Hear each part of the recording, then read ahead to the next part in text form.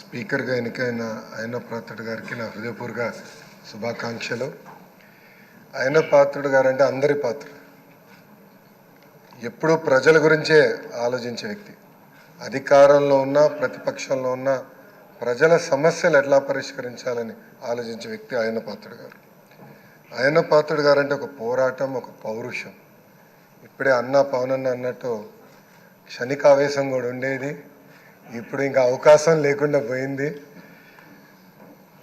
1983లో విశ్వవిఖ్యాత నడసార్వభౌమ స్వర్గీయ నందమూరి తారక రామారావు గారు ఆనాడు తెలుగుదేశం పార్టీని స్థాపించినప్పుడు 25 సంవత్సరాల వయసులో మీరు ఆనాడు పోటీ చేశారు, ఎమ్మెల్యే అయ్యారు. ఆనాడు భారతదేశంలోనే సెకండ్ యంగెస్ట్ ఎమ్మెల్యేగా అయ్యన్న పాత్రుడు గారు నిలబడ్డారు. 25 సంవత్సరాల వయసులో మీరు మంత్రిగా కూడా అయ్యారు. 7 సార్లు శాసనసభ్యుడిగా, ఒకసారి ఎంపీగా కూడా మీరు ఉన్నారు. 7 సార్లు ఒకే నియోజకవర్గం, నర్సీపట్నం నియోజకవర్గం ఏ అదృష్టం చేసుకుందో నాకు తెలియదు, కానీ 7 సార్లు కూడా నర్సీపట్నం నియోజకవర్గం ఎమ్మెల్యేగా మీరు నిలబడ్డారు. 16 సంవత్సరాలు మీరు మంత్రిగా చేశారు. చూస్తే టెక్నికల్ ఎడ్యుకేషన్ కానీ 3 సార్లు R&B, forest, environment, science and technology, Panchayati Raj గ్రామీణాభివృద్ధి శాఖ మంత్రిగా కూడా మీరు చేశారు. ఈ హౌస్లో ఎవరికి తక్కన ఒక అదృష్టం నాకు దక్కింది. మీ తర్వాత పంచాయతీరాజ్ గ్రామీణాభివృద్ధి శాఖ మంత్రి ఏదో అవకాశం నాకు దక్కింది. ఆనాడు మీరు ప్రారంభించిన పనులని పూర్తి చేసే అవకాశం నాకు ఇచ్చారు. సీసీ రోడ్ వేసాం, ప్రహరీ గోడలు కట్టాం, పంచాయతీ భవనాలు కట్టాం, గ్రామాలు కూడా ఆనాడు యుద్ధ ప్రాతిపదికంగా తాగునీటి పథకాలు కూడా కలిసి ఏర్పాటు చేశారు. అంతేకాకుండా నాకు ఎప్పుడు సలహాలు కావాలన్నా, సూచనలు కావాలని మీకు ఫోన్ చేసేవాడిని, మిమ్మల్ని అడిగి తెలుసుకునేవాడిని. ఆనాడు పంచాయతీరాజ్ గ్రామీణాభివృద్ధి శాఖ మంత్రిగా నేను ఇన్ని పనులు చేయగలనంటే దాని వెనకాల మీరున్నారని ప్రజలందరూ కూడా తెలియజేస్తున్నాను. ఇంతేకాకుండా పెద్దలు గౌరవ ముఖ్యమంత్రి గారు చెప్పినట్లు ఆనాడు ఉత్తరాంధ్ర సృజల సవంతి ఇరిగేషన్ కోసం కూడా మీరు పెద్ద ఎత్తున పోరాడారు. గత 5 సంవత్సరాలు మీరు కూడా ప్రభుత్వం చేతిలో ఒక బాధితులు. 23 కేసులు మీ పైన కూడా, బంపర్ ఆఫర్ మీ పైన కూడా పెట్టారు. మీ పైన కూడా నిర్భయ కేసు పెడతాం కానివ్వండి, అని చేస్తాం, చాలా బాధాకరం. ఆనాడు కావాలని ఇల్లు ఇల్లీగల్గా ఉందని కోర్టు కూల్చొద్దు అని చెప్పినా కూడా అతి ఉత్సాహంతో అధికారుల్ని, పోలీస్ సోదరులను పంపించి మీ ఇల్లు పైన కూడా దాడి చేశారు, కుటుంబం పైన దాడి చేశారు. మీ భార్య కానీ 2 అబ్బాయిలు కూడా బాధితులై ప్రభుత్వం చేతులు. ఆనాడు నేను నర్సీపట్నంకు వెళ్ళాను, కుటుంబాన్ని కలిసినప్పుడు వాళ్ళని ఒకటే అడిగాను, ఇక్కడికి మీరు ఎందుకు వచ్చారు? మీ అవసరం రాష్ట్రానికి ఉంది, ఏం పర్వాలేదు, అయ్యన్న పాత్రుడు గారు పోరాడతారు, ఎక్కడికి వెళ్ళరు, మీరు వెళ్ళి అందరు కార్యకర్తల్ని కాపాడండి అని తల్లి కూడా నాకు చెప్పడం జరిగింది. నేను అది ఎప్పుడూ మరవలేను. రాజకీయాలు చూసి పెరిగిన వ్యక్తి. ఒకప్పుడు శాసనసభ జరుగుతుందంటే రాత్రి 2-3 వరకు కూడా జరిగేది. ముఖ్యమంత్రి గారు, ప్రతిపక్ష నేత హోరాహోరీగా చర్చలు చేశారు. యువకులుగా మేమందరం చూసేవాళ్ళం. ఉందాతనంగా సభ జరిగేది. ఎవరన్నా స్పీడ్గా మాట్లాడినా 2వ రోజు సభకొచ్చి కొంచెం స్పీడ్గా మాట్లాడడం, క్షమించండి అని కూడా కోరిన రోజులు అందరం చూసాం. కానీ గత 5 సంవత్సరాలు అన్నీ లేకుండా పోయినాయి. ప్రజలు కూడా ఒక మాటలో చెప్పాలంటే శాసనసభని అసహించుకునే పరిస్థితి వచ్చింది. ఇది చాలా చాలా బాధాకరం. ఇక్కడ చాలామంది మొదటిసారి శాసనసభ్యులు ఉన్నారు. మీ నాయకత్వంలో నేర్చుకునేదానికి మేము ఈ హౌస్కి వచ్చాం. సభ సాంప్రదాయాలు ఏంటి, ఎలా ముందలు తీసుకెళ్ళనేది మీరు మమ్మల్ని అందరినీ గైడ్ చేయండి. యంగ్స్టర్స్గా గతంలో ఎట్లయితే సభ జరిగేదో, పెద్దలు ఎలా ఈ సభని నిర్వహించారో నేర్చుకోవాలన్న ఆలోచనతో మేమందరం ఇక్కడికి వచ్చాం. మీ ప్రోత్సాహం ఎప్పుడు మాకు ఉండాలని మిమ్మల్ని అందరినీ, అధ్యక్ష వారిని నేను కోరుతున్నాను. అంతేకాకుండా మాకు నాయకత్వం అందించండి, లీడర్షిప్ ఇవ్వండి. హౌస్ని మేమందరం మీరు చెప్పిన మాట మీద నిలబడతాం. గౌరవ ముఖ్యమంత్రి గారు మన మంత్రులు కలిసినప్పుడు మాకు చెప్పారు, ప్రతిపక్ష హోదా లేకపోయినా, ప్రతిపక్ష ఇక్కడ ఈరోజు హౌస్కి రాకపోయినా మనమే ప్రతిపక్షం అనుకోవాలి. ప్రజల తరపున నిలబడాలి, ప్రజల తరపున పోరాడాలి, ప్రజల సమస్యలు తెలుసుకోవాలి, ప్రజలకు కావాల్సిన చట్టాలు మనం తీసుకురావాలని చాలా స్పష్టంగా చెప్పారు. దానికి మీ సహకారం చాలా చాలా అవసరం అని మిమ్మల్ని నేను కోరుతున్నాను. అయ్యన్నథ్ పాత్రుడు గారిపైన ఎన్ని కేసులు పెట్టినా, ఎన్ని రకాలుగా హింసించినా ఆయన ఒకే మాట చెప్పేవారు, నేను తగ్గేదే లేదనేవారు. అహర్నిశలు పోరాడేవారు. గన్నవరం సభలో కూడా మీరు ఆనాడు వచ్చి మాట్లాడితే కూడా మరుసటి రోజు మీ పైన కేసు పెట్టి నాన్ బెయిలబుల్ వారెంట్ కూడా ఇష్యూ చేస్తాం చూసాం. కానీ అయ్యన్న పాత్రుడు ఎప్పుడు తగ్గలేదు, ఎప్పుడు పోరాడితే ఉన్నారు. ఆ స్ఫూర్తిని మీ అందరం కూడా హౌస్కి తీసుకెళ్తాం. మీ దగ్గర నుంచి మేము చాలా నేర్చుకోవాల్సిన అవసరం ఉంది. సో మా లాంటి యువకుల్ని ఈ హౌస్లో మీరు గైడ్ చేయాలని ఈ సభాముఖంగా కోరుకుంటూ నాకే అవకాశం ఇచ్చిన మీకు నా హృదయపూర్వక నమస్కారం. సత్యకుమార్ యాదవ్ గారు.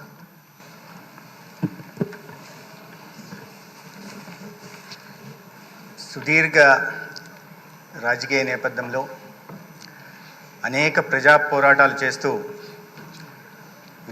ఉత్తరాంధ్ర మాట్లాడుతారు.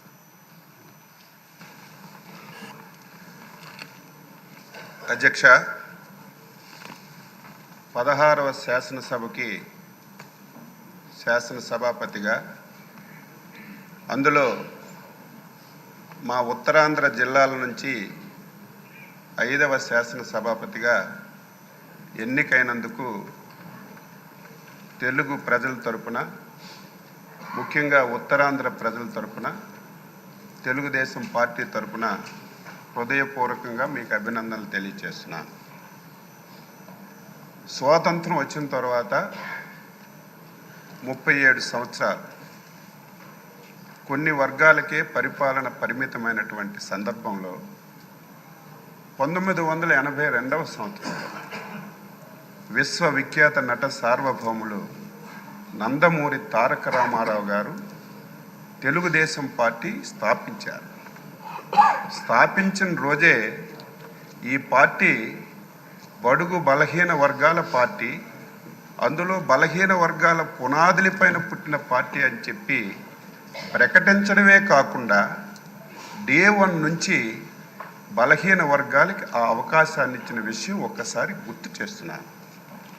అందులో భాగంగానే బలహీన వర్గాలకు చెందినటువంటి అయ్యన్న పాత్రుడు గారు అతి చిన్న వయసులోనే శాసనసభకి అవకాశం ఇచ్చినటువంటి నాయకుడు ఎన్టీ రామారావు గారు తెలుగుదేశం పార్టీ అని చెప్పి బలహీన వర్గాల వ్యక్తిగా గర్వంగా చెప్పదలుచుకున్నాను. మీరు 42 సంవత్సరాల సుదీర్ఘ రాజకీయ ప్రయాణంలో అనేక పదవులు మీరు చేశారు. కానీ ఒక్కరోజు కూడా ఆ రోజు ఎన్టీ రామారావు గారి మాట కానీ, ఈరోజు చంద్రబాబు నాయుడు గారి మాట కానీ జవదాటకుండా పార్టీ ఏ ఆదేశాలు ఇచ్చినా, పార్టీ ఏ అవకాశం ఇచ్చినా దానిని సద్వినియోగం చేసుకొని మీరు పాలన అందించారు తప్ప ఇంకొకటి లేదు అని చెప్పి మీకు తెలియజేస్తున్నాను. 7 సార్లు ఎమ్మెల్యేగా గెలిచారు, 4 సార్లు మంత్రిగా చేశారు. అందులో ఇంకొక విషయాన్ని శాసనసభకు చెప్పాలి. పార్టీ ఆదేశం ప్రతి ఒక్కరికి శిరస వహించాలనేది నా అభిప్రాయం. 1996లో నాకు బాగా గుర్తు, అప్పుడే నేను ఇంకా ఎమ్మెల్యే కాలేదు.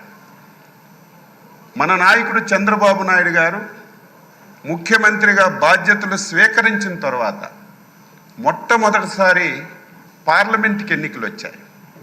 ఆ సమయంలో తమరు మంత్రిగా ఉన్నారు. ఆ రోజు అధ్యక్షులుగా, ముఖ్యమంత్రిగా చాలామంది మంత్రులకి మీరు ఎంపీలుగా పోటీ చేయండి అని రిక్వెస్ట్ చేస్తే చాలామంది దాన్ని ఒప్పుకోలేదు, మంత్రి పదవి వదిలి వెళ్ళడానికి. కానీ ముందుకొచ్చి నేను వెళ్తానని చెప్పి 96లో అధినేత మాటకి జవదాటి నిలబడి వ్యక్తి గౌరవనీయులు శ్రీ అయ్యన్న పాత్రుడు గారని నేను ఒక గర్వంగా చెప్పదలుచుకున్నాను. ఈరోజు బలహీన వర్గాలకి తెలుగుదేశం పార్టీ ఎన్టీ రామారావు గారు ఇచ్చారు, చంద్రబాబు నాయుడు గారు ఇచ్చారు.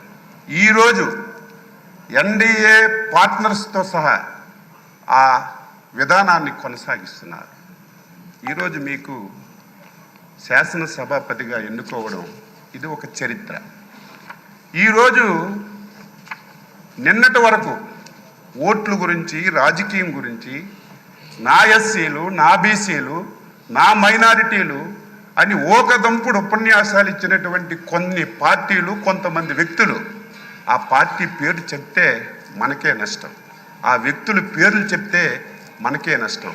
అటువంటి పార్టీలు ఒక బలహీన వర్గాలకు చెందిన వ్యక్తిని ఎన్డీఏ ఆ స్థానంలో కూర్చోబెడితే ఈ ఘట్టాన్ని చూడడానికి కూడా ఇష్టం లేనటువంటి పార్టీలు, నాయకులు ఈరోజు రాష్ట్రంలో ఉండడం బాధ కలుగుతుందని ఈ సందర్భంగా తెలియచేస్తున్నారు. మీరు చాలా పోర్ట్ఫోలియోలు చేశారు. ఏ పోర్ట్ఫోలియో చేసినా ఆ పోర్ట్ఫోలియోని వన్ని తీసుకొచ్చారు. ఆ పోర్ట్ఫోలియోల ద్వారా ఈ రాష్ట్రానికి ఎనలేనటువంటి మేలు చేశారు. గత శాసనసభ ఇప్పుడే మా అధ్యక్షులు వారు పవన్ కళ్యాణ్ గారు, లోకేష్ బాబు గారు అందరూ చెప్పారు. ఆంధ్రప్రదేశ్ చరిత్రలో 2019-24 శాసనసభ ఒక దుర్మార్గమైనటువంటి సభ. ఆ సభలో నేను కూడా సభ్యుడిగా ఉన్నాను. 23 మంది ఎమ్మెల్యేలు మాట్లాడడానికి అవకాశం లేదు, మా వైపు చూడలేదు. చూడకపోయినా మా స్థానాల్లో మేము గౌరవంగా కూర్చున్నా సరే మొత్తం మా దగ్గరికి వచ్చి తల్లిదండ్రుల్ని, కుటుంబాలని, పర్సనాలిటీని, వ్యక్తులని బండబూతులు తిట్టి ఈ సభలోకి ఎందుకు వచ్చాం, రాని వాళ్ళే అదృష్టవంతులని బాధపడినటువంటి రోజులు